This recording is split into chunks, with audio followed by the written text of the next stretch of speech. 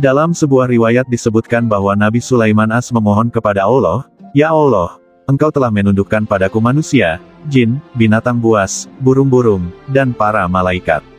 Ya Allah, aku ingin menangkap dan memenjarakan iblis, merantai serta mengikatnya, sehingga manusia tidak berbuat dosa dan maksiat lagi." Allah kemudian mewahyukan kepada Nabi Sulaiman As, "Wahai Sulaiman, tidak ada kebaikannya jika iblis ditangkap." Nabi Sulaiman As tetap memohon, "Ya Allah, keberadaan makhluk terkutuk itu tidak memiliki kebaikan di dalamnya." Allah berfirman, "Jika iblis tidak ada, maka banyak pekerjaan manusia yang akan ditinggalkan."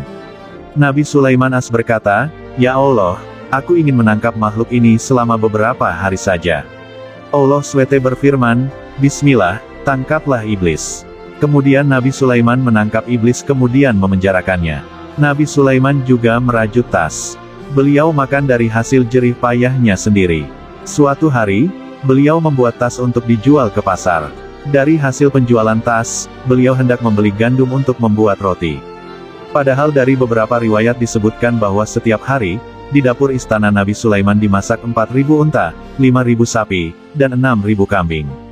Meski demikian Nabi Sulaiman As tetap membuat tas dan menjualnya ke pasar untuk mencari makan. Keesokan harinya Nabi Sulaiman menyuruh anak buahnya untuk menjual tasnya ke pasar. Mereka melihat pasar itu tutup dan tidak ada yang menjual sama sekali. Mereka kembali dan mengabarkan hal tersebut kepada Nabi Sulaiman. Nabi Sulaiman bertanya, "Apa yang telah terjadi?" Mereka menjawab, "Kami tidak tahu." Ya, tas buatan Nabi Sulaiman tidak bisa dijual. Malam itu, Nabi Sulaiman As hanya minum segelas air. Hari berikutnya anak buah Nabi Sulaiman kembali menjual tas itu ke pasar. Mereka kembali membawa berita bahwa pasar tetap tutup dan semua orang pergi ke pekuburan, sibuk menangis dan meratap. Semua orang siap-siap melakukan perjalanan ke alam akhirat. Nabi Sulaiman bertanya kepada Allah, "Ya Allah, apa yang sebenarnya terjadi? Mengapa orang-orang tidak bekerja mencari nafkah?" Allah mewahyukan kepada Nabi Sulaiman, "Wahai Sulaiman, Engkau telah menangkap iblis itu, sehingga akibatnya manusia tidak bergairah bekerja mencari nafkah.